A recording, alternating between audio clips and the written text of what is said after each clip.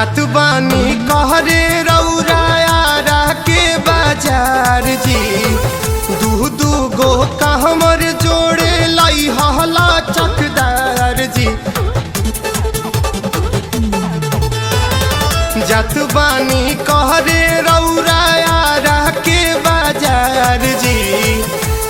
दू गो कहमर जोड़े लाई हला चकदार जी। कि आई हो राजा जी, कि आई हो राजा जी, रौरा भंगियो ले आईब। कि आई हो राजा जी, जाके बाबा पर चढ़ाई।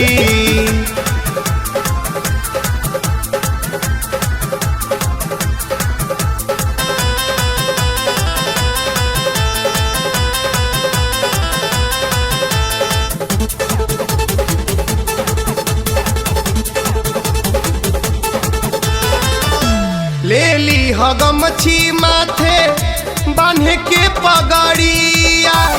चल बजे डगरिया घाम लागी न सवारिया, लागी न सवारिया। ले ली हगमछी माथे बांधे के पगड़िया। चल बजे डगरिया घाम लागी न सवारिया। जातु बाड़ी ननदो उनके संगवा मंदिर जाई। कि आई हो राजा जी, जातु बाड़ी ननदो उनके संगवा मंदिर जाई।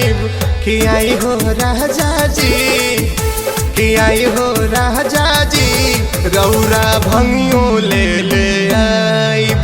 कि आई हो राजा जी, उहे बाबा पर चढ़ाई।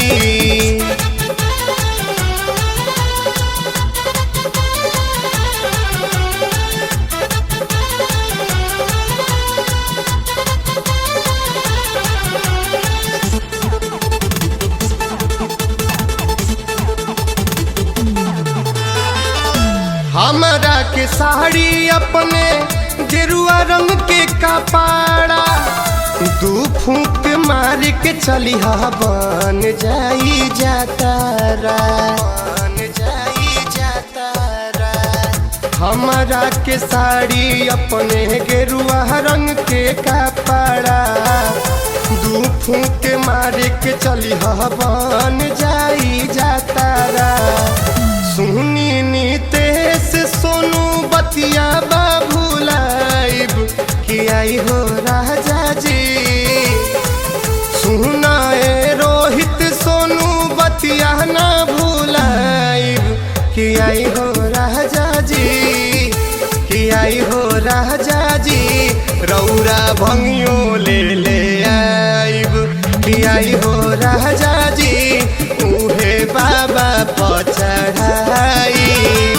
जात बानी कहरे रौराया के बाजार जी। दू गो कहमर जोड़े लाई हला चकदार जी। कि आई हो राजा जी, कि आई हो राजा जी, रौरा भंगियो ले आईब। कि आई हो राजा जी, जाके बाबा पर चढ़ाई।